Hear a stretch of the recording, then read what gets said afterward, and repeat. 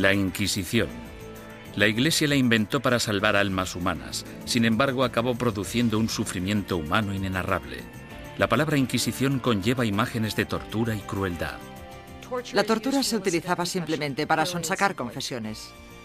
Entre sus víctimas se incluyen Juana de Arco y Galileo, pero ¿sabemos realmente qué sucedió y por qué? Básicamente, todo lo que se ha afirmado sobre la Inquisición es erróneo por defecto. Y es erróneo porque nunca hubo acceso a la realidad que se escondía detrás de la Inquisición. La Inquisición. Ciudad del Vaticano, octubre de 1998. En una petición de examen de conciencia sin precedentes y en honor al año jubileo 2000, el Papa Juan Pablo II convoca a un tribunal especial de historiadores y académicos para celebrar un simposio sobre lo que él mismo denominó una fase tormentosa en la historia de la Iglesia, que hoy en día se conoce como la Inquisición. Para ayudar al tribunal en su investigación, el Papa anuncia la apertura pública de los archivos secretos de la Inquisición, unos archivos que habían estado fuera del alcance de los académicos durante casi 200 años. El pontífice, de 79 años de edad, se enfrenta así a una de las cuestiones más cruciales en su trayectoria. ¿Debería la Iglesia Católica pedir disculpas por los pecados cometidos durante la Inquisición? El tema es un polvorín de controversia, incluso entre los historiadores.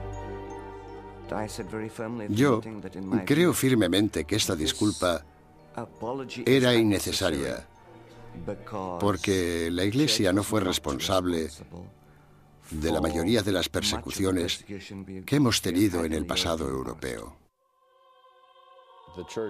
La Iglesia sí tiene alguna responsabilidad desde un punto de vista histórico. Fuera lo que fuere lo que la Inquisición hizo mal, no se puede decir que no fuera responsabilidad del papado. Todos los académicos deben afrontar una cuestión central y perturbadora. ¿Cómo pudo una institución como la Iglesia convertirse en el instrumento a través del cual se destruyeron miles de vidas humanas durante 6 siglos? La primera respuesta implica comprender que nunca hubo una única y todopoderosa Inquisición, sino más bien instituciones independientes en España, Portugal e Italia. Lo que compartían era un oscuro y perpetuo miedo, el miedo a la herejía religiosa.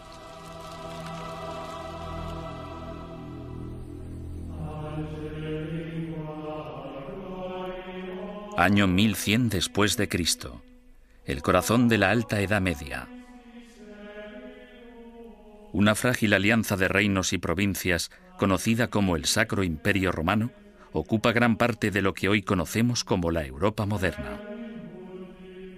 Tras la conversión del emperador Constantino al cristianismo y durante casi 800 años, la religión considerada antaño como una secta insurgente se convirtió en la única fe legal, penetrando en todos los niveles de la vida personal, social y política.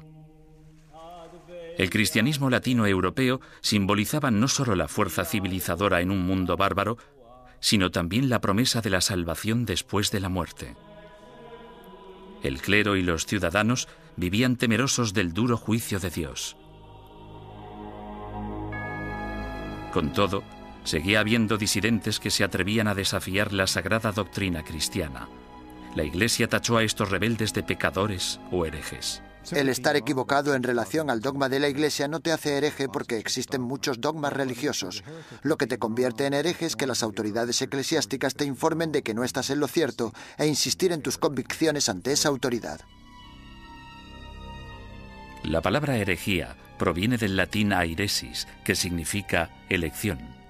Alrededor del siglo XII, herejía cobra un significado mucho más amenazante.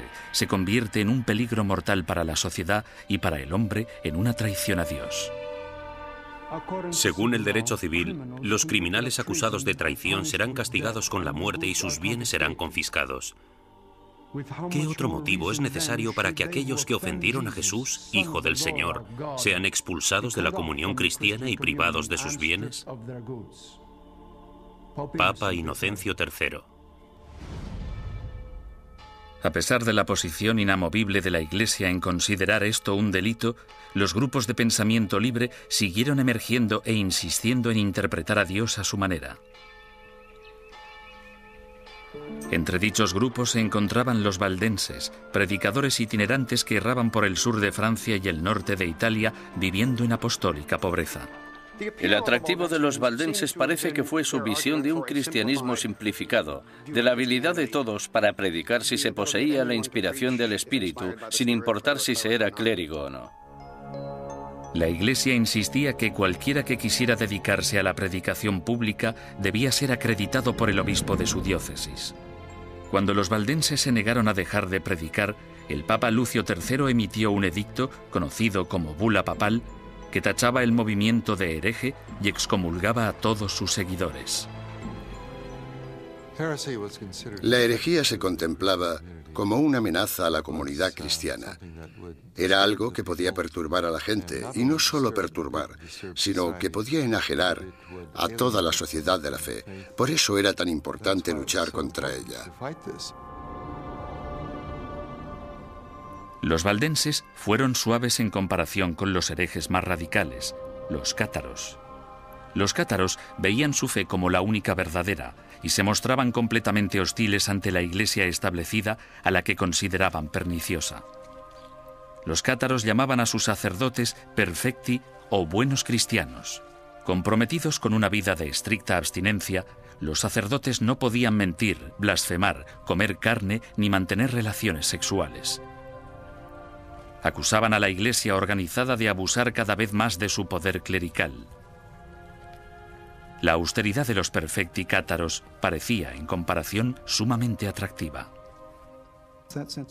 En ese sentido, era una vergüenza para la Iglesia que existiera un grupo capaz de vivir realmente de acuerdo con la fe de Cristo y sus apóstoles, mientras que los abogados y administradores de la Iglesia vivían como grandes príncipes. Alrededor del siglo XIII, Europa era un foco de herejía. Al sur de Francia floreció el catarismo. La tensión aumentó hasta que una conspiración cátara asesinó a un representante papal que predicaba en la región del Languedoc en el año 1208. Ultrajado, el Papa Inocencio III reclamó una nueva cruzada en contra de los herejes. Lo que hizo fue básicamente pedir a la nobleza del norte de Francia que se trasladara al sur del país y que convenciera a los nobles de la región, que no perseguían al movimiento cátaro, de que lo hicieran y que propiciaran las condiciones adecuadas para erradicar a los cátaros del mundo rural. El Papa denomina esta guerra santa contra sus semejantes cristianos la Cruzada Albigense, en honor a la catedral francesa de la ciudad de Albi. Las atrocidades que cometieron sus cruzados del norte se convirtieron en legendarias. Los perfecti cátaros, fácilmente identificables por sus atuendos negros, eran asesinados en el acto. Los perfecti no intentaron esconderse, en parte porque la muerte les liberaba de este terrible mundo material en el que el Dios mezquino les había sumergido. Tenían una tímida tendencia al martirio.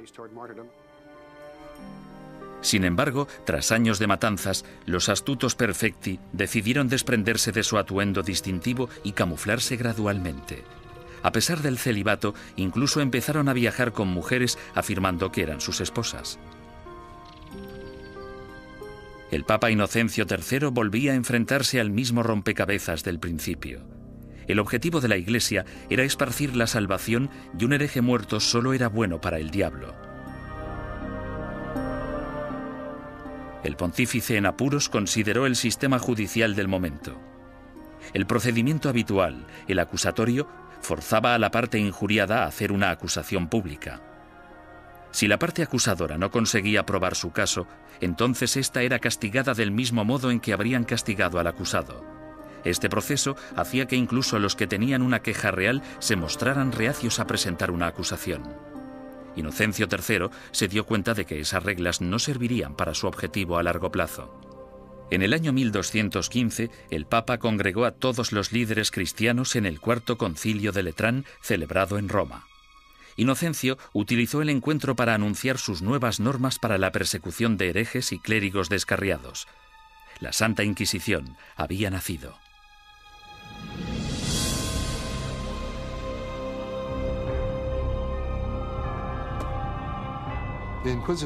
El sistema de la Inquisición suponía una innovación maravillosa y se asemejaba bastante al Tribunal Popular de nuestro sistema, que emite una causa probable y una acusación. No tenían que demostrar nada, solo necesitaban tener muy claro o tener suficientes indicios que sugirieran la culpabilidad del acusado. El proceso inquisitorial de Inocencio III daba la potestad al investigador de construir un caso completo, recogiendo a escondidas las opiniones de la gente de la comunidad.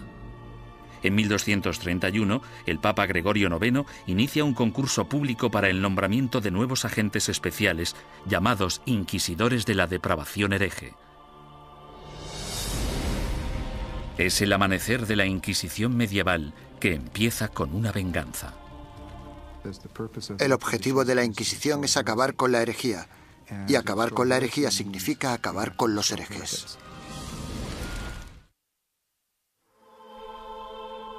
El Papa Inocencio III fracasó en su intento de eliminar a los cátaros, la secta más poderosa del sur de Francia. Sin embargo, en 1231, su sucesor, el Papa Gregorio IX, tramó un plan para volcar todo el poder del nuevo sistema legal de la Inquisición contra ellos. El Papa nombró a muchos sacerdotes y frailes inquisidores y los mandó a tierras germanas y francesas para que acabaran con los criminales religiosos. Los herejes que rehusaron retractarse de sus creencias y continuaron predicándolas fueron quemados en la hoguera. Si fracasaban los herejes, iban al infierno. El objetivo de todo esto era salvar a tanta gente como fuera posible, pero había que hacer ciertas cosas si se querían salvar muchas vidas. El Papa Gregorio pronto se percató de que encontrar a un buen inquisidor era muy difícil. Los más entusiastas a menudo eran fanáticos fuera de control.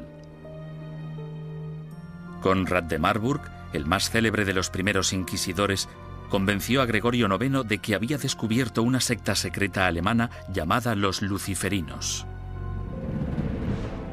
El modus operandi de Conrad consistía en reclutar a una pandilla de linchamiento, arrestar a los supuestos herejes y ofrecerles dos opciones: retractarse o arder vivos.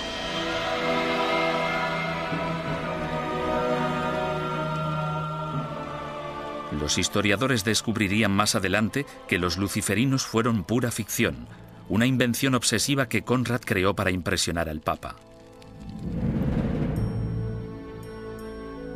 El inquisidor papal del norte de Francia no era mejor. Un cátaro convertido de nombre Robert Le Boucq acorralaba a grupos de supuestos herejes y celebraba estrepitosos juicios públicos. En un suceso devastador, 183 cátaros fueron interrogados, sentenciados y quemados vivos en un solo día. Tras años de protesta por parte de los obispos franceses, el Papa finalmente se dio cuenta de que Robert era un extremista peligroso, por lo que le retiró de su cargo y lo encarceló. Había que hacer algo, y tenía que haber alguien mejor para hacerlo que estos individuos, devotos, aunque extremadamente incompetentes y peligrosos. Este fue el momento en el que Gregorio IX se fijó en los dominicanos. Fundada por Santo Domingo en 1216, la orden dominicana estaba capacitada para realizar el trabajo de inquisidor. Educados como teólogos, los dominicanos estaban habituados a la vida en la calle y a predicar contra la herejía. A mediados del siglo XII, Gregorio IX ordenó a 4 docenas de inquisidores dominicanos que buscaran y procesaran a los cátaros, los valdenses y a los demás grupos herejes. El pontífice anunció de forma oficial a sus obispos la llegada de los inquisidores a los burgos y pueblos de Francia, Italia, Alemania y España. Ordenamos que se les reciba amablemente y que se les trate con honor, dándoles buenos consejos, ayuda y apoyo, de tal modo que puedan realizar la tarea que les ha sido encomendada. En esta carta, Gregorio IX pedía a sus obispos mucho más que simple hospitalidad. En su búsqueda de herejes, los inquisidores papales necesitaban confiar en información interna, rumores y otras habladurías recogidas gracias a una red informal de clérigos informadores que trabajaban como espías.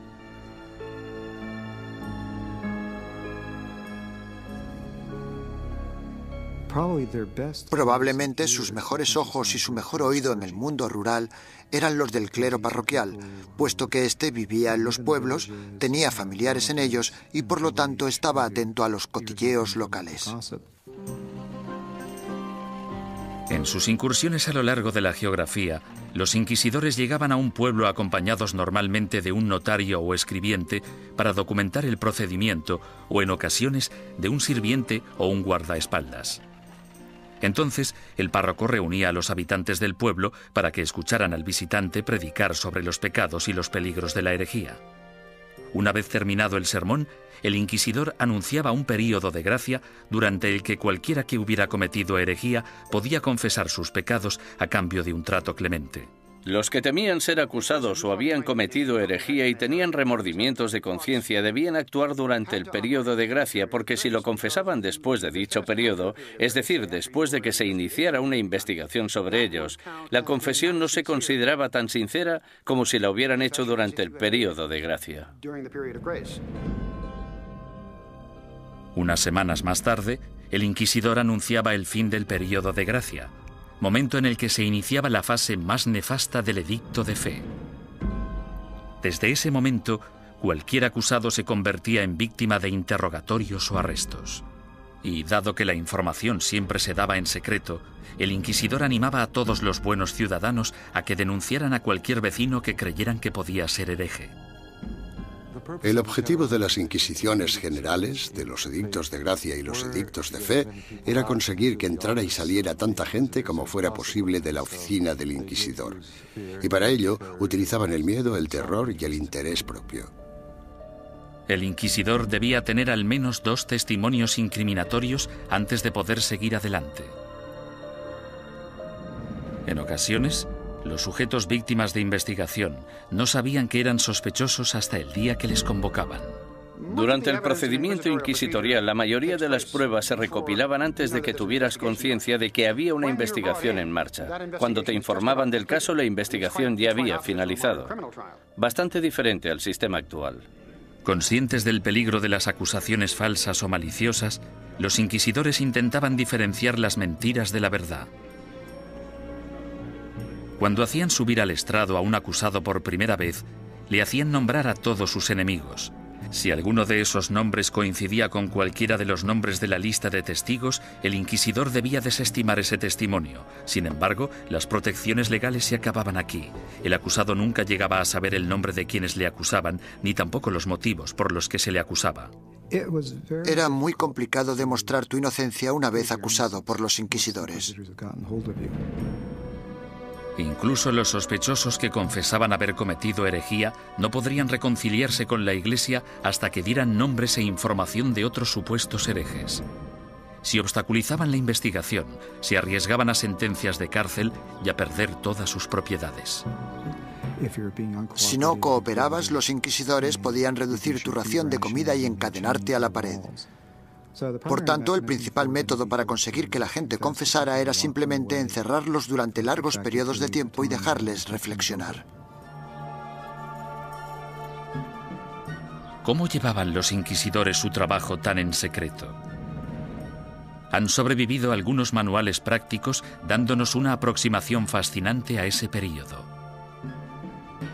Uno de ellos, llamado Conducta de interrogación relacionada con la depravación hereje, fue escrito por un inquisidor retirado, Bernard Guy, en el año 1324.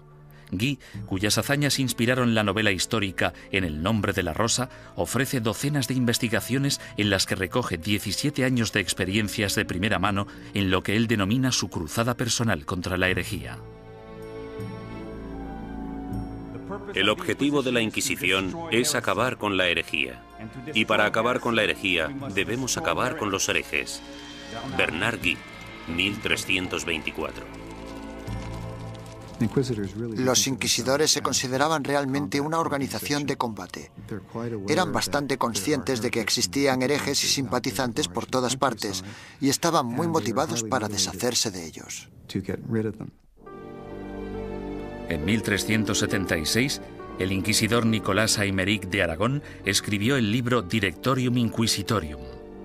En él Describía la tenacidad y el compromiso que debía tener un inquisidor de los siglos XIV y XV, e incluso incluyó una lista práctica de trucos inteligentes utilizados para engañar a los sospechosos para que confesaran.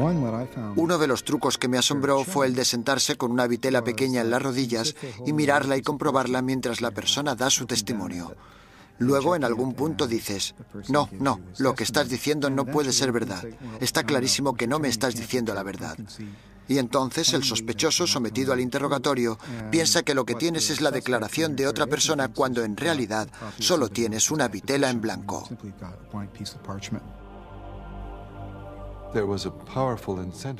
Los inquisidores estaban altamente motivados para llegar hasta la verdad como fuera. Y si era necesario, pisotear algunos derechos de los acusados, pues se hacía en nombre de la verdad. Existe otro aspecto espeluznante en el trabajo del inquisidor: la tortura. En la Edad Media se consideraba un método aceptable para la detección de mentiras siempre que hubiera razones suficientes para justificarla.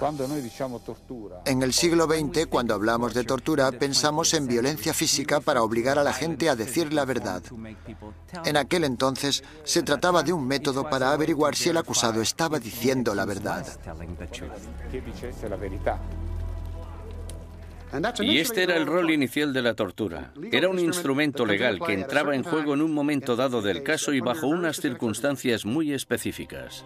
Antes de 1252, la Iglesia prohibía a los inquisidores que utilizaran la tortura en sus investigaciones.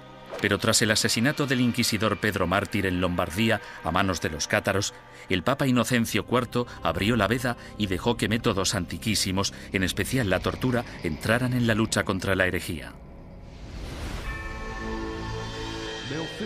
El oficial o párroco debe obtener de todos los herejes que capture una confesión mediante la tortura, pues de hecho son todos ladrones y asesinos de almas. Papa Inocencio IV. Por lo tanto, la tortura no fue algo inventado por los inquisidores. En este caso, solo seguían los dictámenes de la ley. La tortura se destinaba a dos tipos de prisioneros: los que se negaban a retractarse y los que parecían saber más de lo que contaban. Los inquisidores escogían la técnica de la tortura, pero dejaban el trabajo en manos de torturadores profesionales, expertos en causar dolor. Para empezar, debían describir la tortura a la persona. Luego debían mostrar los instrumentos de la tortura al acusado. Y tras dar 3 o 4 pasos como estos, el acusado sufría alguno de esos métodos de tortura. Sin embargo, dicho acusado podía decir en cualquier momento: ya he tenido suficiente. La estrapada era uno de los métodos de tortura más populares en la Edad Media y el Renacimiento. Las manos del acusado se le ataban a la espalda y a una cuerda que se colgaba de una viga en el techo. En algunas ocasiones se añadían pesos en los pies de la víctima. Una vez izado, se bajaba al prisionero y se le volvía a levantar de un tirón o se le sacudía violentamente. Los atornilladores de piernas o las prensas de espinillas eran instrumentos mecánicamente más sofisticados para causar dolor. Con cada vuelta de tornillo, más aguda se volvía la presión sobre las piernas del prisionero. En medio de toda esta mutilación se encontraba el notario del inquisidor, apuntando con esmero y fidelidad los acontecimientos de la sesión y listo para anotar la confesión tan pronto se produjera. El clero justificaba todo esto como un acto de benevolencia. Al fin y al cabo, si la tortura llevaba a la confesión, el injuriador podía finalmente reconciliarse con Dios y recibir la salvación. Si la confesión se realizaba durante la tortura, el proceso consistía en liberar al acusado de los instrumentos de tortura y permitir que se recuperara. Luego se le repetía la pregunta para comprobar si el acusado solo se había dejado llevar por el miedo al dolor o si realmente había dicho la verdad. Con todas esas técnicas a su disposición, no resulta sorprendente que los inquisidores fueran convincentes en casi un 90% de los casos. ¿Podía la herejía estar realmente tan extendida? ¿O eran los inquisidores los que utilizaban su poder para asustar a la gente y obligarles a hacer confesiones falsas? En mi opinión, uno de los mayores problemas a la hora de trabajar con los informes de la Inquisición es determinar hasta qué punto podemos creer nada de lo que está escrito en ellos, porque los inquisidores, si querían, podían hacer confesar casi todo a cualquiera. Aunque para los culpables de herejía, lo más temido era el día del juicio. No podías hacer nada para huir de ellos, porque estaban obligados a ejecutarte. Durante los siglos XIII y XIV, los inquisidores papales siguieron su camino por el sur de Europa, recogiendo acusaciones e investigaciones de herejes. Estos sacerdotes se veían como soldados de primera línea de Dios, en guerra por la salvación de las almas, pero dejaban atrás un campo de batalla repleto de bajas. La Inquisición asustaba a los ciudadanos y les obligaba a traicionar a sus amigos y vecinos, destruyendo familias y convirtiendo comunidades pacíficas en una fábrica de mentiras y sospechas. A lo largo y ancho del Sacro Imperio Romano y de los reinos y principados de Europa, los ciudadanos esperaban el Sermo Generalis o el juicio del proceso inquisitorio. Los castigos o penitencias iban desde el azotamiento público al encarcelamiento o a los trabajos forzados. A menudo se obligaba a los convictos a llevar ropa distintiva para hacer pública su vergüenza. Lo habitual es que llevaran una cruz amarilla en sus ropas, una en la parte delantera y otra en la espalda, y tenían que llevarlas siempre que salieran a la calle. No podían ocultarlas con nada, y si se caían se suponía que debían reponerlas. Los que iban marcados con la cruz amarilla se convertían en parias de la comunidad, pero su destino era clemente comparado con las penitencias que sufrían los herejes reincidentes, es decir, los que se retractaban y luego volvían a sus viejas costumbres. Su castigo era la ejecución. El derecho canónico, sin embargo, prohibía a los miembros del clero participar en cualquier juicio de sangre, por lo que los inquisidores entregaban a los herejes condenados a las autoridades civiles. Los inquisidores derramaban algunas lágrimas de cocodrilo y decían algunas palabras con la esperanza de que las autoridades civiles mostraran clemencia con esa gente. Sin embargo, su mayor deseo era que los condenaran a la hoguera. Cuando la Inquisición entregue a los culpables de herejía al poder civil, el magistrado de la ciudad deberá hacerse cargo de ellos en el acto y, en un periodo máximo de 5 días, deberá ejecutar las leyes hechas contra ellos. Papa Inocencio IV, 1252.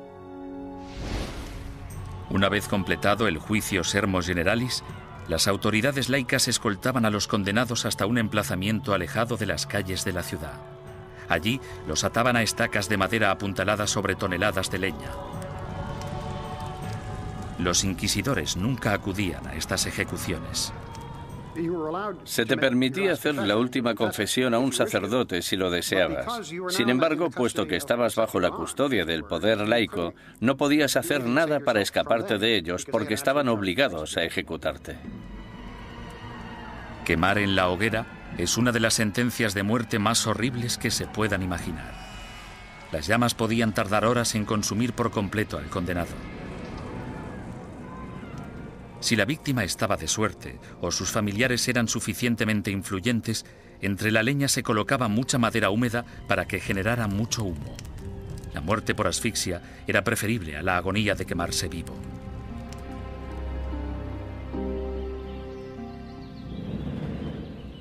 Ni siquiera la muerte podía liberarte de las garras de la Inquisición.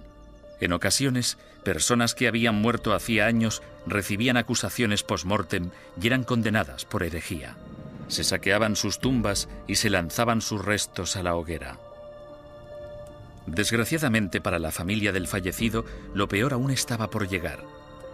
Las autoridades civiles confiscaban automáticamente todas las propiedades de los herejes fallecidos, dejando desvalidos a sus esposas e hijos sin importar su lealtad religiosa.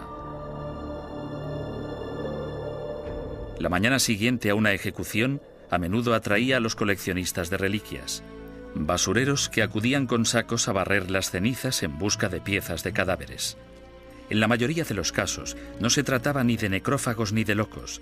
Normalmente eran los que creían que aquellos que morían ejecutados eran mártires y merecían ser venerados. Mucha gente pensaba que los herejes eran buenos cristianos y los inquisidores gente malvada, por tanto podía darse un contraataque. El siglo XIV fue testigo del punto más álgido de la campaña de la Inquisición. Gracias a su inmenso poder, la Iglesia combatía la traición con la misma dureza incluso contra sus propios rangos. Cuando un grupo de franciscanos decidió desvincularse de la orden y llamarse a sí mismos franciscanos espirituales, el Papa Juan XXII les acusó de abandonar los ideales de su fundador, San Francisco de Asís, y ordenó a la Inquisición que acabara con ellos. Tras quemar en la hoguera a 4 líderes franciscanos espirituales en Marsella el año 1317, la mayoría de los rebeldes restantes volvieron a la orden original. Durante los 150 años de la Inquisición papal de Gregorio IX, los principales movimientos herejes, los cátaros y los valdenses, fueron virtualmente erradicados de la Europa occidental.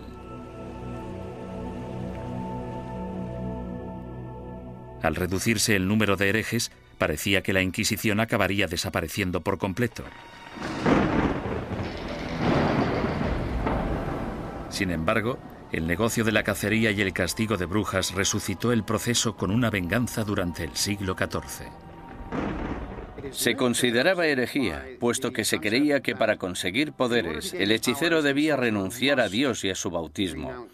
Es decir, que debía romper un contrato y rendir algún tipo de homenaje al diablo para poder conseguir esos poderes. El diablo nunca da nada a cambio de nada. La política corrompió los primeros casos de brujería. En 1307, Francia se encontraba casi en bancarrota tras una serie de fracasos bélicos. Su rey, Felipe el Hermoso, envidiaba las riquezas y las propiedades que poseían los caballeros templarios, una orden de poderosos monjes guerreros que se formó durante la primera cruzada a Tierra Santa. El rey Felipe los acusó falsamente de brujería, y durante los 7 años siguientes se torturaron y encarcelaron o quemaron en la hoguera a miles de templarios por toda Europa.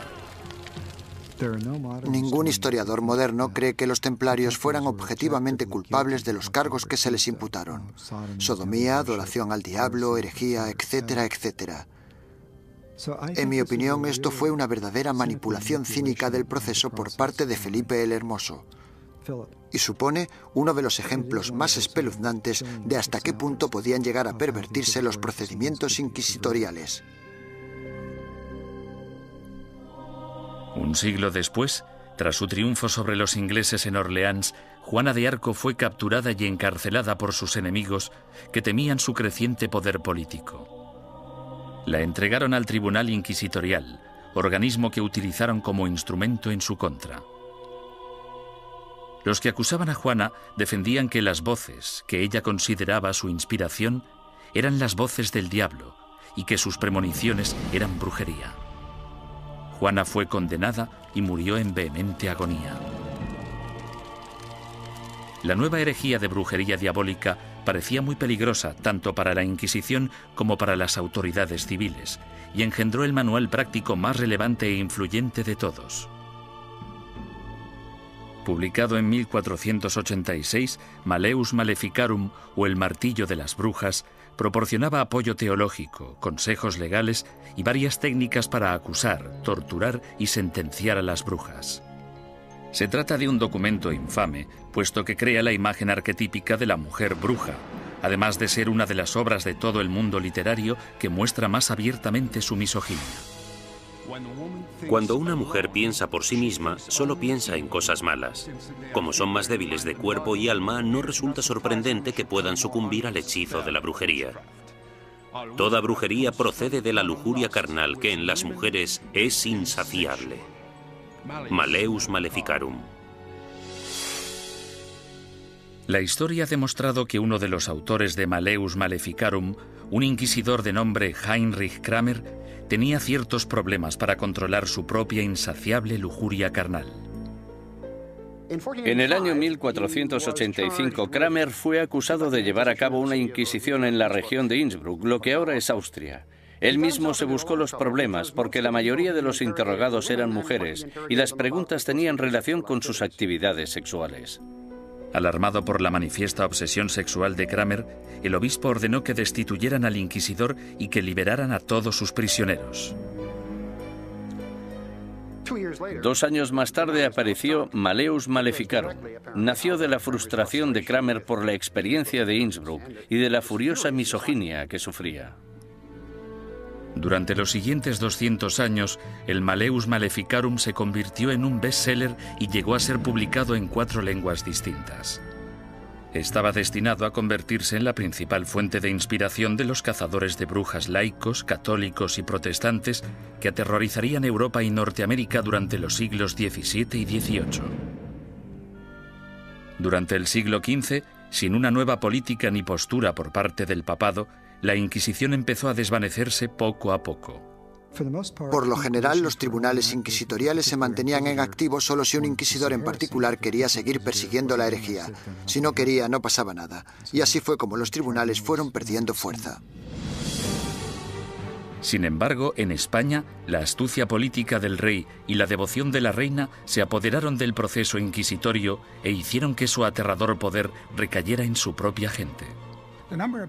El número de personas que se quemaban vivas en una misma hoguera era pasmoso, incluso para los estándares actuales.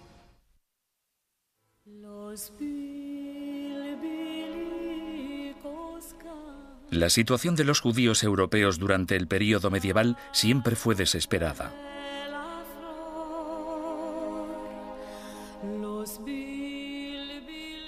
Expulsados de una nación tras otra, a partir del siglo IV, algunos finalmente se establecieron en España.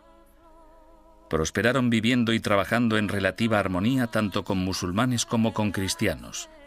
Pero a finales del siglo XIV, una serie de problemas económicos y levantamientos sociales despertaron antiguos prejuicios. En las décadas de 1380 y 1390, amotinamientos en contra de los judíos provocaron el incendio de sinagogas y el asesinato de miles de judíos. La solución de las autoridades españolas fue expulsar del país a todos los judíos que no se convirtieran al cristianismo. Muchos decidieron marcharse, otros, sin embargo, hartos de una persecución sin fin, optaron por abandonar la religión de sus antepasados para poder quedarse en España. La conversión en masa de los judíos el año 1391 en España es casi única en la historia judía. En muy pocas ocasiones se había conseguido que tantos judíos se convirtieran al mismo tiempo junto con sus rabinos y sus riquezas. Esto redujo en gran número la población de judíos en España. Debido, al menos en parte, a su antigua ética cultural de escolarización y esfuerzo continuo, estos nuevos cristianos, llamados conversos, prosperaron durante las décadas siguientes. Como judíos habría sido ilegal que realizaran ciertos trabajos o que ocuparan ciertas posiciones en el gobierno. Sin embargo, como cristianos las posibilidades abundaban.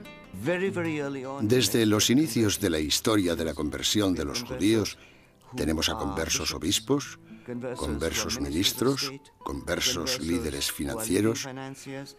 Tenemos conversos ocupando las más importantes posiciones de la sociedad cristiana, porque esa era la ventaja de convertirse. Y fue precisamente esto lo que pudo originar las objeciones de los otros cristianos, que recelaban de la creciente relevancia de esa gente que anteriormente había sido judía.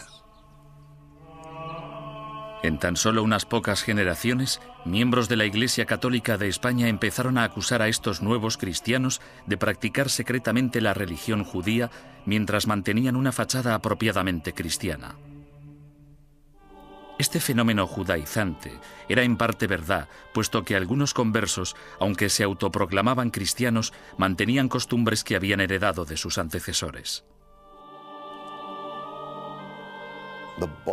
La dimensión de la llamada actividad judaizante era más de carácter cultural que religiosa. En otras palabras, realizaban ciertas cosas que sus padres y sus abuelos habían hecho y en las que no veían nada particularmente malo, como encender velas el sábado. Muchos de ellos creían que encender velas el sábado no tenía nada inherentemente conflictivo con el catolicismo. Su condición de cristianos bautizados también significaba que si se intuía de cualquier modo que recaían en el judaísmo, podían ser acusados de herejía. Fue precisamente esta trágica ironía la que les condujo hacia su destrucción. Con el matrimonio en 1469 de Fernando de Aragón e Isabel de Castilla, se unieron los dos reinos más poderosos de la península ibérica. Los consejeros dominicanos de Isabel pronto la convencieron de que la actividad judaizante suponía una amenaza mortal para el catolicismo en España y que una Inquisición podría ser la única solución. Si el clero pedía una Inquisición, no era solo porque fueran fanáticos, sino porque sabían perfectamente que detrás de ellos tenían a muchos seguidores muy fieles que tenían conciencia del problema tal y como lo percibían. El rey Fernando, astuto estratega político, vio que una alianza con la Iglesia Católica podía beneficiar a España en muchos sentidos. Aparentemente, Fernando tenía otros planes en mente. Apoderarse de las riquezas de los conversos. Había grandes cantidades de dinero esperando, encerradas en los cofres de los poderosos conversos, comerciantes y nobles.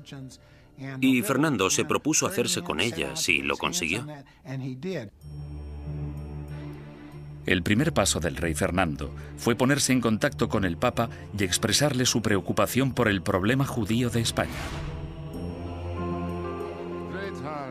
Es enorme el daño que los cristianos sufren con el contacto, las relaciones y la comunicación con los judíos, que siempre intentan de un modo u otro seducir a los leales cristianos y apartarlos de nuestra santa fe católica. Fernando el Católico. Bajo la presión del insistente rey español, el Papa Sixto IV emitió una bula papal que instauraba una inquisición para erradicar la depravación hereje en España y que iba dirigida a los conversos judíos. Esta nueva Inquisición española fue algo completamente distinto a todos los demás tribunales inquisitoriales anteriores.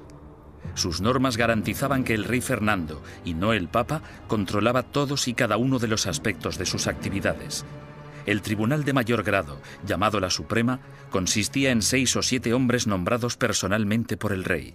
Solo un miembro, el inquisidor general, era nombrado oficialmente por el Papa, y aún así, este tenía que haber sido nombrado antes por Fernando.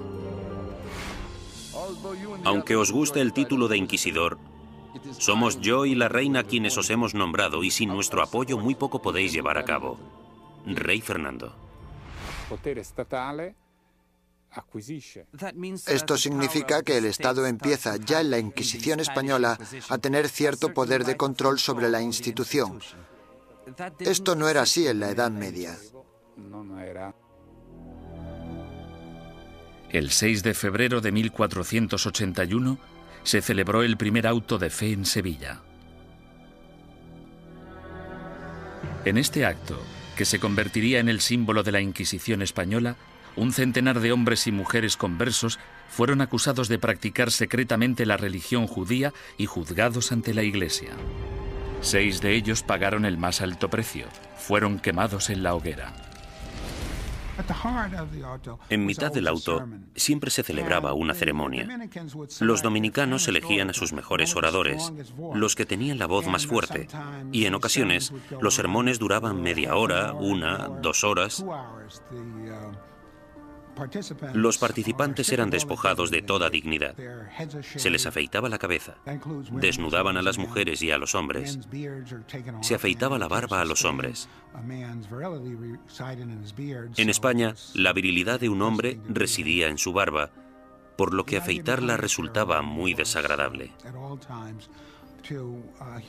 La idea de la ceremonia era humillar a los penitentes y mostrar a la congregación cuál era el castigo por cometer herejía. Incluso los que no habían recibido mucha educación o no estaban interesados en las sutilezas teológicas, ni muy seguros de los credos y las plegarias que recitaban, sabían perfectamente qué sucedía en cada momento en un auto de fe. Era un espectáculo aterrador cuyo objetivo era poner unos límites en la mente de las personas sobre lo que podían decir, pensar y creer. Durante el primer año desde su establecimiento, 1.500 conversos acusados de judaísmo fueron juzgados y otros cientos condenados a muerte.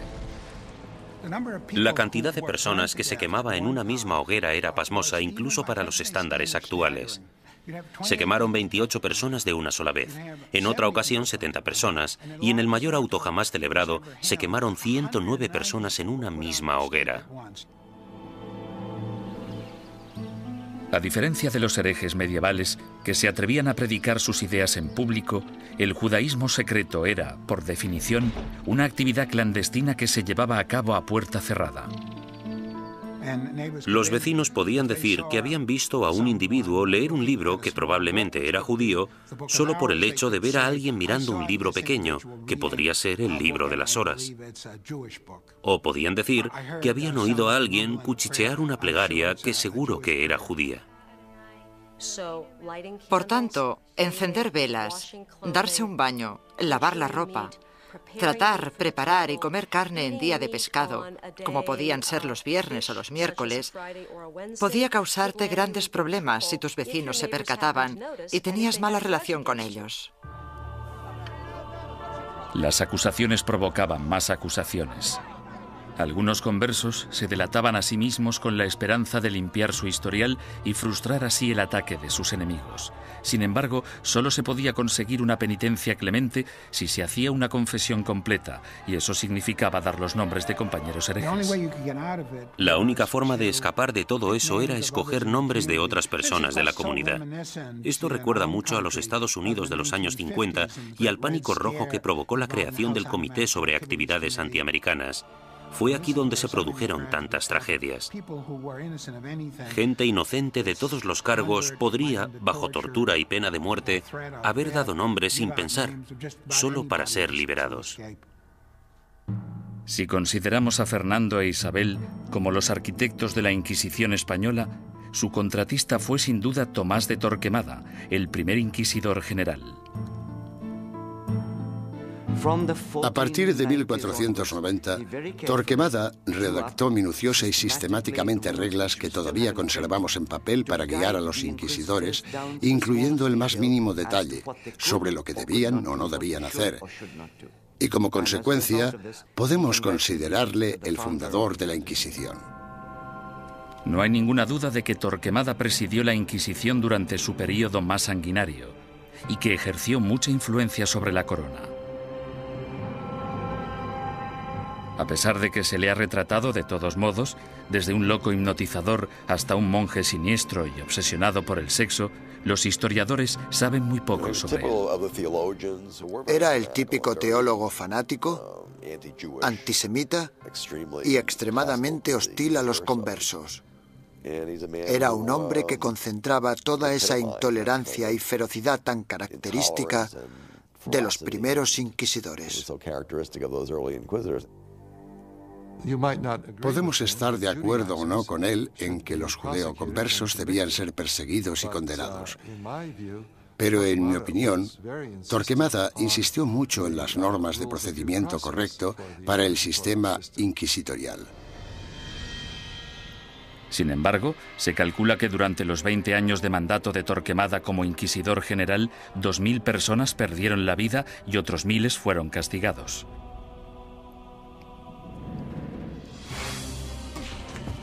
A ello se le sumó un alocado complot de asesinato que selló el destino de los judeoconversos españoles y aseguró el papel de la Inquisición en España durante los siguientes 200 años.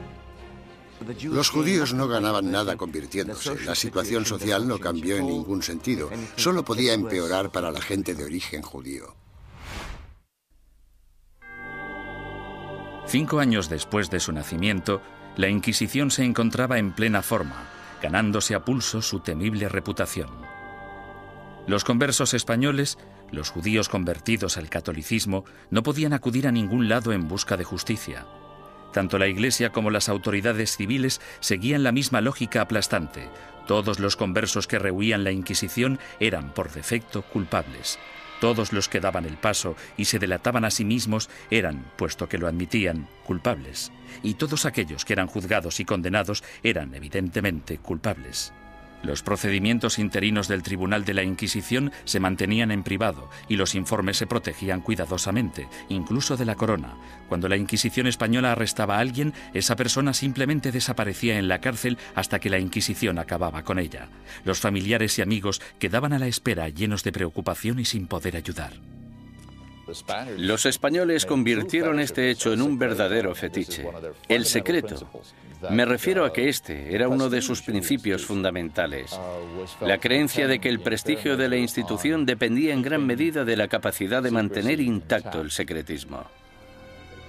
Para los acusados, la naturaleza surrealista y casi arbitraria del proceso generaba terror. No existía ningún juicio. Eran más bien audiencias tras las que el prisionero volvía a su celda. Después de todo el sufrimiento, que podía prolongarse durante semanas o meses, el acusado podía no llegar a saber los crímenes de que se le acusaba. Se le exigía constantemente, a veces bajo amenazas de muerte, que confesara. El acusado tenía que inventar explicaciones sin saber la naturaleza de la denuncia que se había interpuesto contra él. Y esto, a menudo, llevaba al encarcelamiento masivo de prisioneros que se negaban a confesar, porque creían que no tenían nada que confesar, y probablemente tenían razón. El 15 de septiembre de 1485, algunos conversos furiosos decidieron tomarse la justicia por su mano. Como inquisidor, Pedro Arbués se arrodilló delante del altar de la Catedral de Zaragoza. 8 asesinos le atacaron con cuchillos.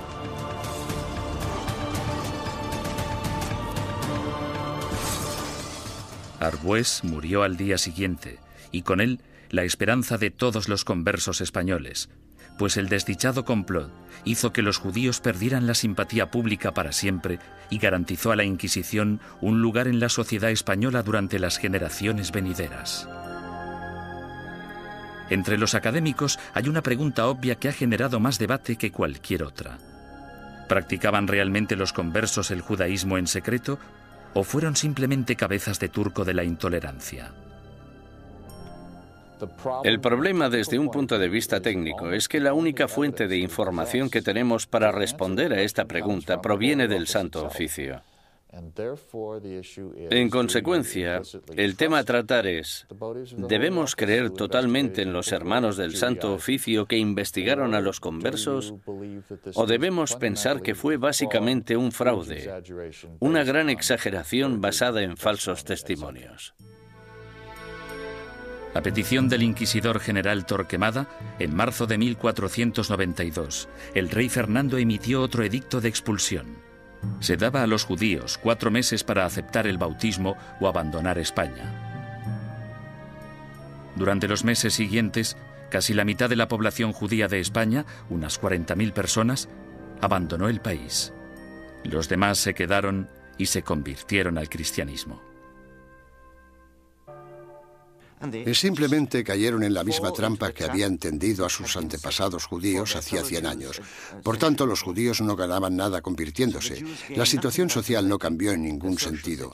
Solo podía ir a peor para la gente de origen judío.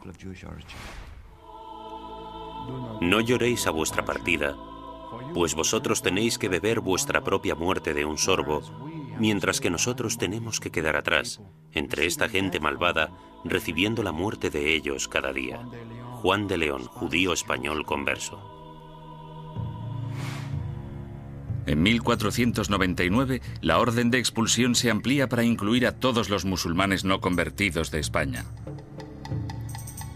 Durante los casi 25 años siguientes, una serie de rebeliones, expulsiones y bautismos forzados generan otra clase social de nuevos conversos al cristianismo, los moriscos. Lo que tenemos aquí es el mismo escenario que el de los conversos. Un grupo de gente que pertenecía a otra cultura y a otra religión y que ahora eran teóricamente cristianos. Esta era una situación hecha a medida que la Inquisición utilizó para apartar a los musulmanes y hacerles practicar el cristianismo.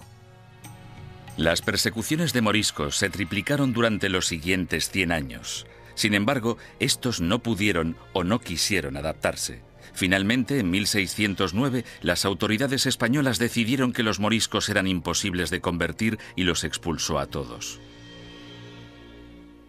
El odio por la Inquisición española era tan intenso entre los musulmanes como entre los judíos. En su intento de conservar el catolicismo como la única religión de España, la Inquisición española encarceló a ciudadanos inocentes, confiscó propiedades, destruyó familias y mandó a miles de personas a la muerte. Lo que no utilizó muy a menudo, según los historiadores, es lo que la ha hecho tan famosa: la tortura.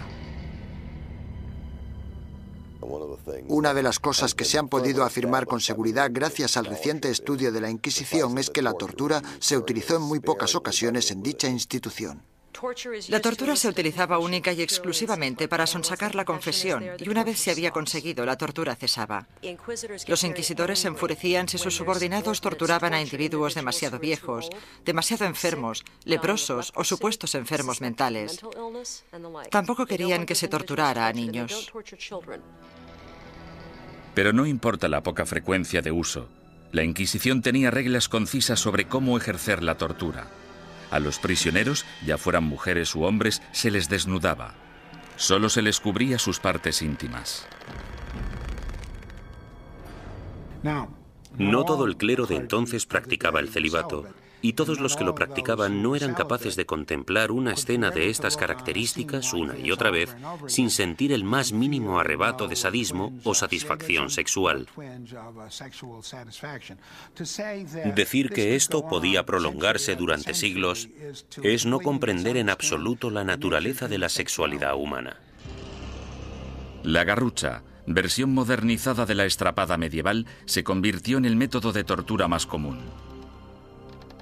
El potro, probablemente el instrumento de tortura más famoso de todos, también era muy efectivo, aunque tenía algunos inconvenientes. Su uso no podía prolongarse porque una de las reglas vitales de la tortura era que la Inquisición no podía derramar sangre. Si se vertía una gota de sangre, la tortura debía suspenderse. La toca, o tortura con agua, se convirtió en la favorita de los inquisidores españoles. Durante el terrible sufrimiento, la boca del prisionero se mantenía abierta a la fuerza y se introducía una pieza de ropa por la garganta. Luego se vertía agua por la garganta, de modo que la pieza de ropa quedaba empapada y provocaba al prisionero violentos espasmos. Durante la Inquisición española, la tortura no podía aplicarse más de 3 veces y nunca durante más de 15 minutos. Las afirmaciones que hacían los prisioneros no eran legales, a no ser que las ratificaran 24 horas después, lejos de la sala de tortura. Hubo inquisidores que rompieron las reglas, aunque lo hicieron por ignorancia más que por malicia. El buen juez debe hacer caso omiso de los gritos, lloros, suspiros, temblores o del dolor del acusado. Y toda tortura debe realizarse con tal cuidado que el acusado no se vuelva loco, ni quede herido, lesionado ni indebidamente angustiado. J. Damunder, testigo ocular de las torturas. Se les pedía que siguieran las normas del libro, eso era todo. Yo no he encontrado, sinceramente, demasiados indicios de que se rompieran dichas normas. Me refiero a que tal vez estaban más dispuestos a seguir los procedimientos que los policías de hoy en día. La Inquisición española realizó algunas innovaciones en el área del castigo. La cruz amarilla que llevaban los herejes medievales en sus vestimentas evolucionó hasta un atuendo llamado San Benito.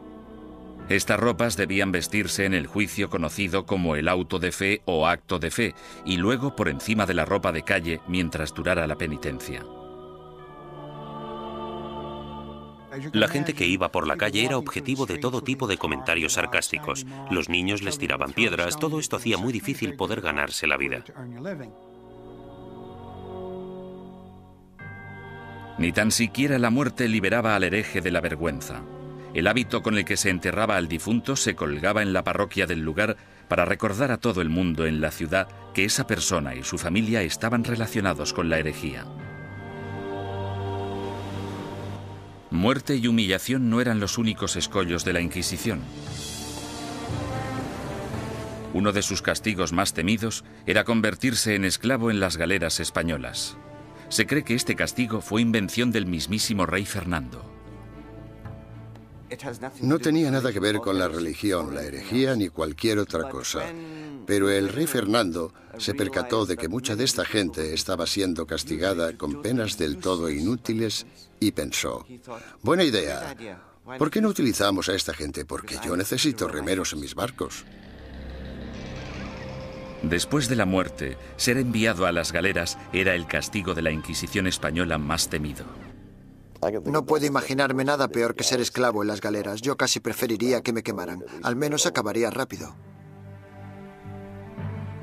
Durante la expulsión del año 1492, miles de judíos cruzaron la frontera con Portugal, engrosando allí la población judía y reanimando viejas tensiones raciales. A causa de los alborotos resultantes, los judíos portugueses fueron obligados a convertirse al cristianismo, y en 1532 el rey Juan III insistió en que Portugal tuviera su propia Inquisición. Durante 10 años, los ricos conversos portugueses utilizaron todas las formas de persuasión posible, incluyendo enormes sobornos, para convencer al Papa de que no instaurara una Inquisición en su nuevo santuario. Muchos conversos españoles se fueron a Portugal y de hecho pronto superaron en número a la comunidad portuguesa. Dichos conversos creían que en Portugal estarían a salvo hasta que, evidentemente, los portugueses instauraron su propia Inquisición y todo cambió. La Inquisición portuguesa se puso a trabajar de inmediato con los sospechosos de siempre. Entre 1547 y 1580 se celebraron 34 autos de fe en Portugal con casi 2.000 penitentes y 169 ejecuciones.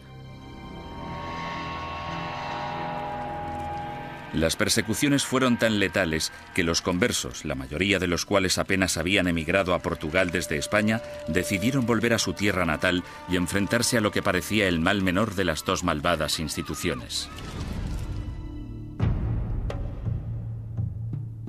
Tras la conquista militar española del Imperio Azteca en 1521 por Hernán Cortés, los conversos portugueses y españoles pronto emigraron a las Américas en busca de un nuevo comienzo. Pero la Inquisición española les siguió de cerca e inició investigaciones en la recién fundada Ciudad de México. En 1528, 2 conversos españoles fueron quemados en la hoguera tras el primer auto de fe celebrado en tierras del Nuevo Mundo. Las primeras oleadas de sacerdotes españoles también consideraban su deber guiar a la población americana lejos de sus creencias paganas y ayudarles a adoptar el cristianismo. Tras un periodo inicialmente optimista sobre lo que se creía una conversión extendida, la segunda generación de prelados españoles en el Nuevo Mundo empezó a tener dudas sobre si los indios seguían siéndolo a escondidas después de ser bautizados, del mismo modo que se creía que los conversos seguían siendo judíos tras el bautismo. En contra de la política estricta y reacia aplicada tanto a judíos como a musulmanes en España, la Suprema finalmente decidió que los indios simplemente eran incapaces de asimilar las creencias cristianas y que, por tanto, estaban fuera del alcance de la conversión. Sin embargo, la Inquisición pronto se enfrentaría a su mayor enemigo hereje de todos los tiempos, el protestantismo. Y en ocasiones incluso fueron torturados por la Inquisición, lo que parece muy injusto, pero eran protestantes y eran una presa fácil.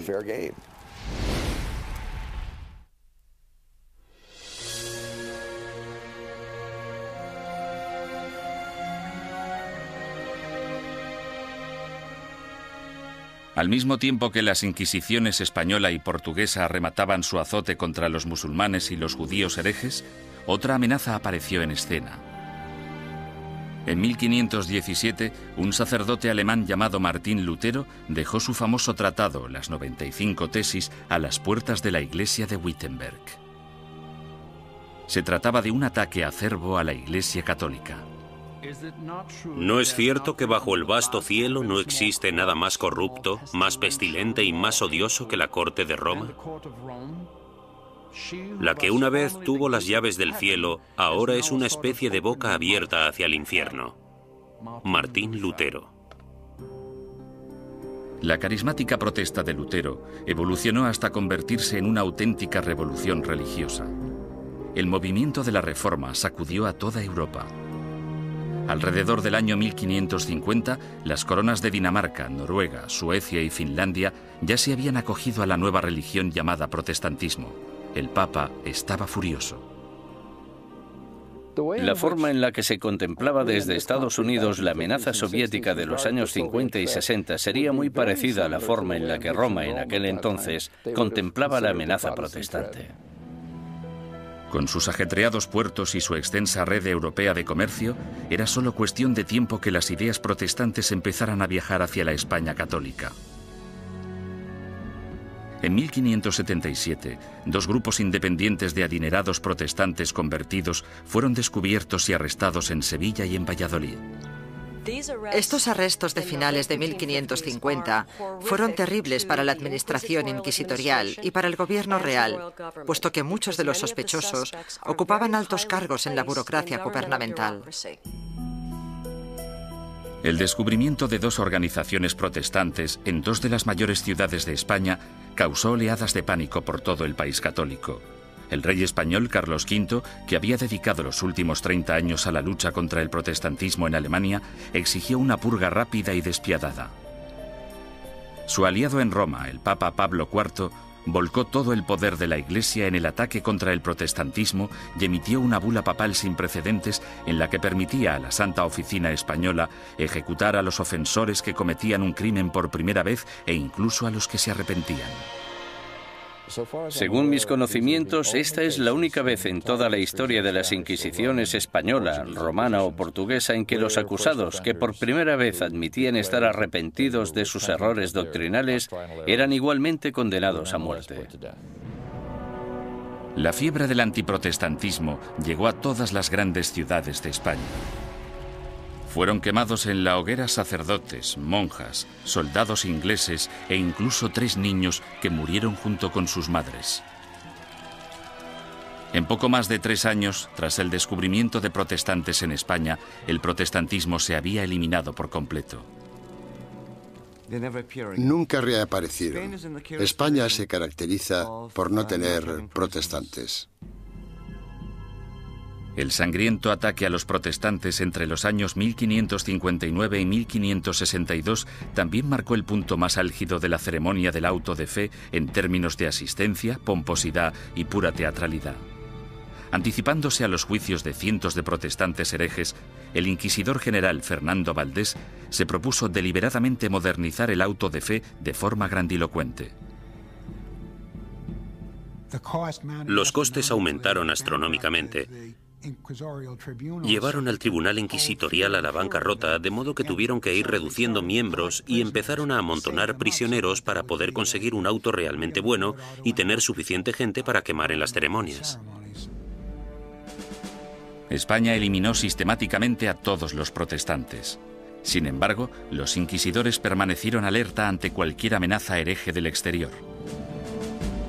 A lo largo del siglo XVI, los viajeros protestantes que venían a España, incluso dignatarios extranjeros, cayeron en las despiadadas garras de la Inquisición. La Inquisición arrestó a marineros y comerciantes extranjeros. En ocasiones incluso llegó a torturarlos, lo que es muy injusto, pero eran protestantes y eran una presa fácil. Mientras que España parecía haber triunfado ante el protestantismo, no pudo hacer nada ante los efectos de otra de las invenciones alemanas, la imprenta.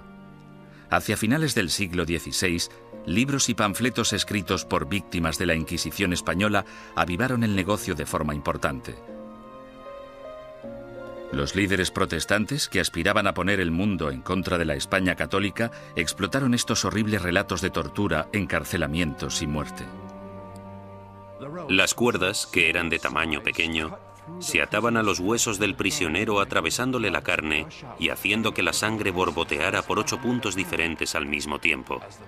Mientras el prisionero se resistía a hacer cualquier confesión respecto a lo que los inquisidores le preguntaban, tiraban de las cuerdas de esta manera 4 veces sucesivas.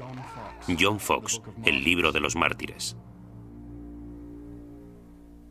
La mala publicidad de la Inquisición no era el único escándalo al que se enfrentaba la Iglesia católica.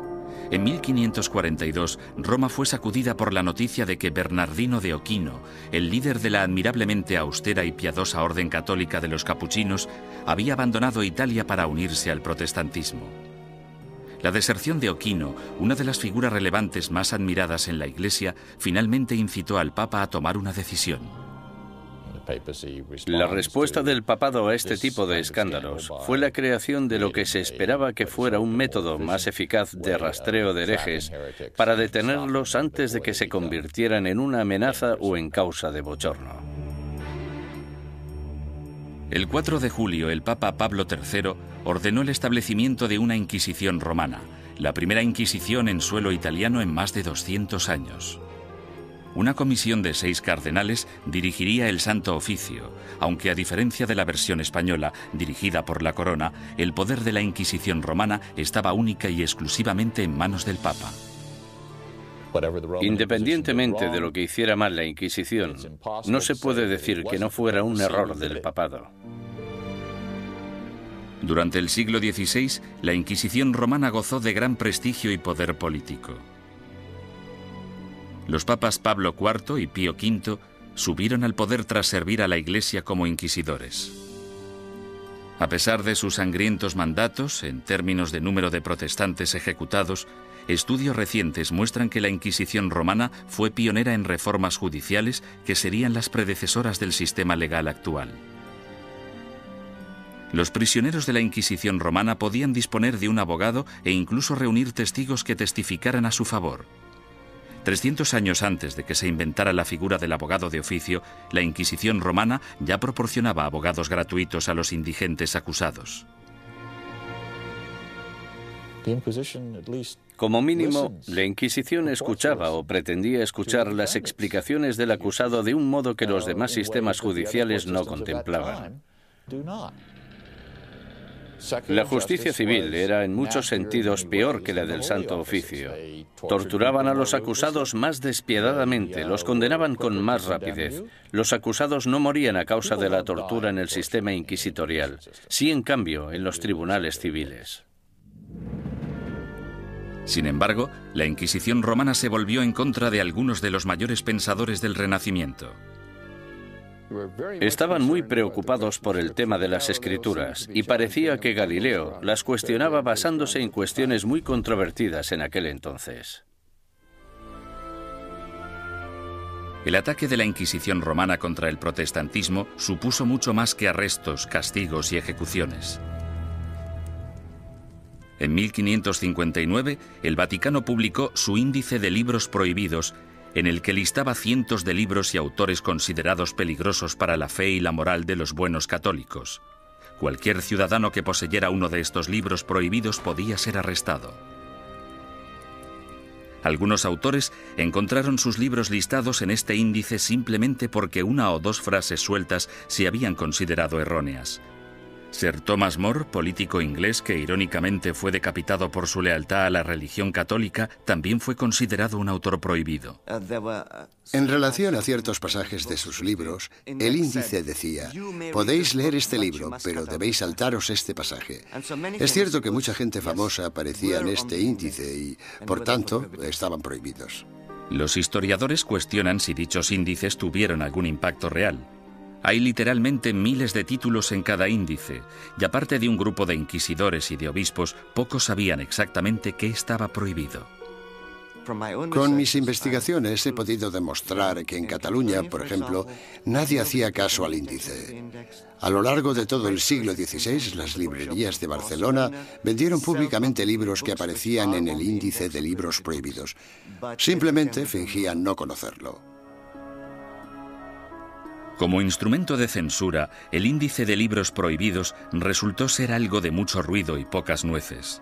Sin embargo, no hay ninguna duda de que la Inquisición romana tuvo un efecto represivo sobre las ideas intelectuales y científicas y que destruyó las vidas y los legados de algunos de los mayores pensadores del Renacimiento.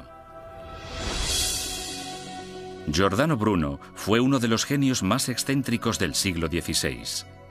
Medio filósofo, medio loco, su visión del cosmos, considerada inverosímil en su época, de hecho se anticipó a la concepción actual del sistema solar.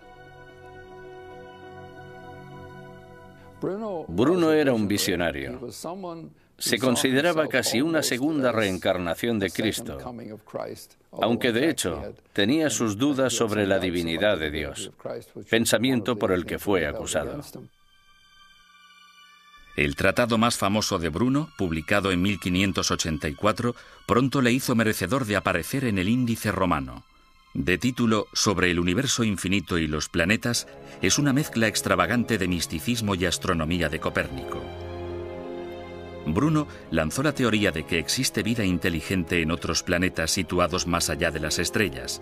Enseñaba que la unificación de todas las religiones, incluidas el Islam y el judaísmo, era la única salvación de la humanidad. Estas creencias herejes provocaron aversión tanto entre los católicos como entre los protestantes. En un periodo de tensión religiosa, las personas como Bruno representaban una amenaza enorme porque en realidad parecían desechar casi todos los pilares básicos del cristianismo. Durante 15 años, Bruno evitó cautelosamente la Inquisición romana, manteniéndose alejado de Italia. Sin embargo, en 1591, un rico mecenas le convenció para viajar hasta Venecia y una vez allí le traicionó denunciándole ante el Santo Oficio. El encarcelamiento y el juicio de Bruno duraron 7 años, durante los que el tribunal romano llegó prácticamente a implorarle que abandonara sus creencias herejes. Él se negó. Habría sido como repudiar toda su vida. En mi opinión, para un hombre como Bruno, que estaba completamente convencido de sus propios poderes, habría sido casi imposible actuar de otro modo. Tal vez vuestro miedo a juzgarme sea mayor que mi miedo a ser juzgado. Giordano Bruno. La obstinación de Bruno enfureció tanto al Papa Clemente VIII que él mismo le condenó a muerte. El 8 de febrero de 1600, Bruno fue conducido al campo dei Fiori, en pleno corazón de Roma, y fue quemado vivo. En la actualidad, una estatua en su honor, erigida en el año 1829, marca el lugar de los hechos. Otro intelectual renacentista, Galileo Galilei, también desató la ira de la Inquisición. Cuando construyó el primero de sus famosos telescopios en el año 1609, Galileo ya era un físico y profesor de matemáticas de fama mundial. En 1613 publicó 2 libros más, Mensajero Celestial y Manchas Solares, en los que defendía la teoría de Copérnico, según la cual la Tierra no solo gira sobre sí misma, sino que además da una vuelta anual alrededor del Sol. Oficiales ultrajados de la Inquisición denunciaron las creencias de Galileo y citaron numerosos pasajes de las Santas Escrituras que describen la Tierra como centro estático del universo. A los cardenales no les preocupaba demasiado qué era lo que giraba alrededor de qué. Les preocupaba mucho el tema de las escrituras, y Galileo parece que las cuestionaba con ideas muy controvertidas para la época. Sin embargo, Galileo vuelve a cuestionar a la Iglesia y toma una decisión asombrosa. Durante años ha habido un debate tremendo, sobre todo durante el último siglo, sobre qué debería haber hecho Galileo. En 1616, Galileo evitó ser juzgado y castigado por la Inquisición romana cuando aceptó dejar de enseñar sus rompedoras teorías planetarias. Con todo, 16 años después, alentado por el hecho de que su viejo amigo y admirador, el cardenal Barberini, se convirtió en el Papa Urbano VIII, el célebre científico publicó un nuevo manifiesto en el que reforzaba sus antiguas ideas. En esta ocasión, Galileo no calculó bien sus pasos, pues no solo produjo pánico en la Inquisición, sino que también provocó la ira de su antiguo aliado, el Papa. En mi opinión fue ese factor, la aversión personal, la oposición personal del Papa, lo que en gran parte hizo que el Santo Oficio procediera como lo hizo. Tenía una gran influencia. Galileo fue acusado de herejía. En enero de 1633, tras redactar sus últimas voluntades y su testamento, el astrónomo de 68 años viajó a Roma para enfrentarse a la Inquisición. Le hicieron todo tipo de preguntas. ¿Cómo escribiste un libro como este? ¿Por qué? ¿No defiendes en él una visión que ha sido tachada de contraria a las Escrituras? Galileo siguió manteniendo su inocencia, lo que probablemente no fue una buena estrategia dadas las circunstancias del juicio. Tras 3 meses de interrogatorio por parte de la Inquisición, en los que le amenazaron con torturarle, llegaron a un acuerdo. A cambio de retirar las acusaciones más graves, Galileo admitiría haber cometido un error y se declararía culpable de la ofensa menor que suponía haber defendido públicamente el copernicismo. El 21 de junio de 1632, en una ceremonia pública celebrada en Roma, pronunciaron la sentencia de Galileo y éste se retractó de sus creencias científicas. Con un corazón honesto y una fe sincera, yo renuncio, maldigo y repudio los errores y las herejías mencionadas. Galileo Galilei. Durante años ha habido un debate tremendo, sobre todo durante el último siglo, sobre qué debería haber hecho Galileo. Es importante recordar que si se hubiera negado a renunciar, si no hubiera aceptado la oferta, si hubiera dicho no, sigo creyendo en el sistema de Copérnico, podrían haberle ejecutado. Es bastante sencillo decir 200 años después no. Tendría que haber tenido coraje y haberlos desafiado y haberse dejado quemar en la hoguera. Después de haberse retractado, el Papa sentenció a Galileo a un castigo sin precedentes, volver a Venecia y permanecer bajo arresto domiciliario por el resto de su vida. El viejo científico murió silenciosamente 9 años después, a los 77 años. La leyenda afirma, sin embargo, que justo después de pronunciar su promesa forzada, Galileo susurró a un amigo: La Tierra se mueve a pesar de todo. En 1992, el Papa Juan Pablo II anunció oficialmente que la Iglesia se equivocó en 1633 al acusar al padre de la ciencia moderna de hereje. Es una lástima que no le escucharan, que no hubiera ningún teólogo en aquel momento capaz de entenderle. El error fue de los que juzgaron a Galileo.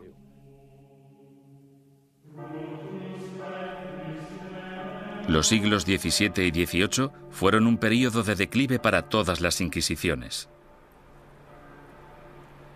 En España, aparte de la necesidad de erradicar a los conversos acusados de practicar secretamente el judaísmo, la Inquisición española se centró en la persecución de comportamientos personales inaceptables, como por ejemplo la homosexualidad, la bigamia y el adulterio, así como también los crímenes del clero. Las ceremonias de castigo, los autos de fe, siguieron celebrándose de forma esporádica en el siglo XVIII.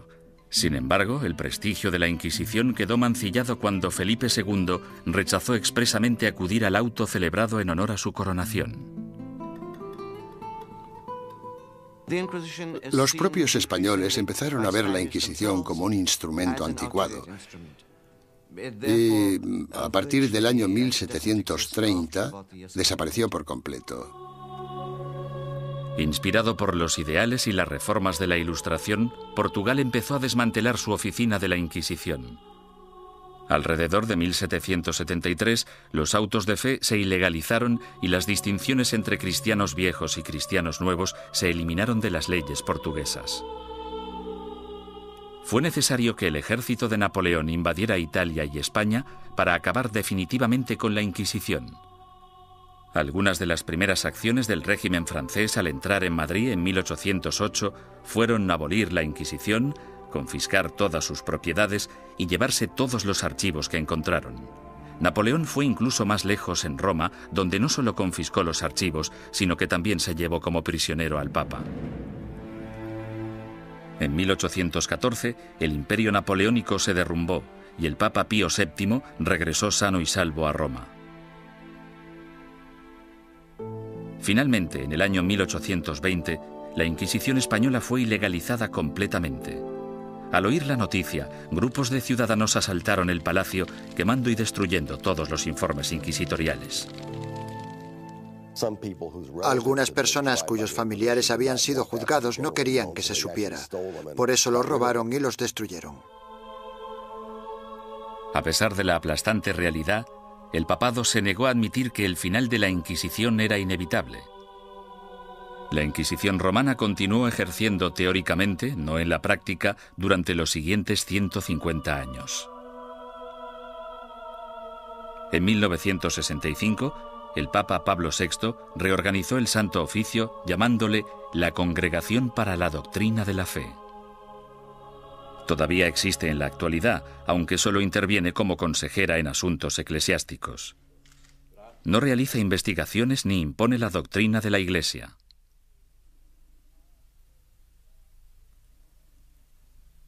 Desde la caída definitiva de la Inquisición, son incontables los mitos y testimonios inexactos que han surgido sobre su objetivo y sus prácticas. Los descubrimientos realizados en documentos nunca vistos, así como en los archivos de la Inquisición abiertos por el Vaticano recientemente, han ayudado a desbancar algunos de ellos. Por ejemplo, se ha podido demostrar que algunos recuentos de personas quemadas en la hoguera eran enormemente exagerados.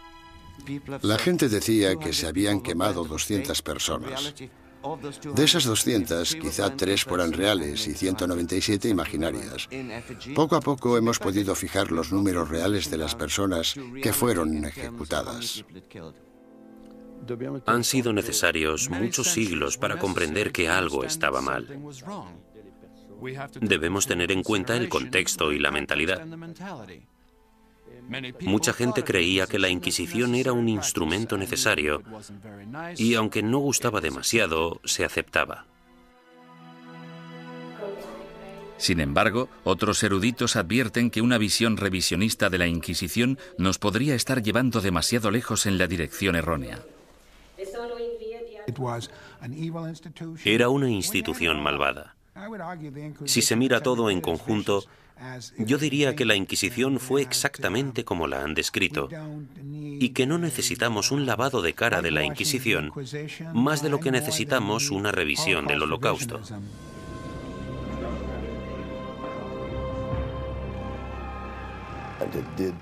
Torturó a gente, impuso fuertes castigos, quemó a personas. Había teólogos fanáticos en las Inquisiciones, había antisemitas en las Inquisiciones. Todo esto es innegable. Hay un hecho que la historia no puede negar. A pesar de que la Inquisición se concibió para el bien de la humanidad, acabó causando un dolor y un sufrimiento humano inenarrables.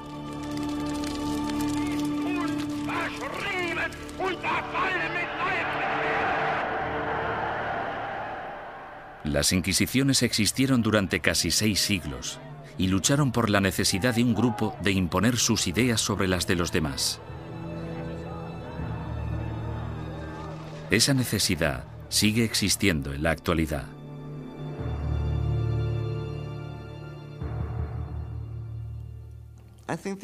Creo que la lección que debemos aprender de la Inquisición es que no debemos verla como algo único. Es un fenómeno recurrente que se ha dado a lo largo de la historia en todos los países, porque es un fenómeno natural. Es un fenómeno internacional. Es más, es innato en la condición humana utilizar las inquisiciones como método de imposición de nuestras preferencias culturales. El peligro siempre está al acecho. Cuando una sociedad se ve amenazada, sin importar si esa sociedad es una sociedad religiosa como la Iglesia Católica del siglo XVI o una nación-estado del siglo XX, cuando se desafía a una sociedad, el resultado más común es una respuesta violenta que a menudo no está reglada por la ley.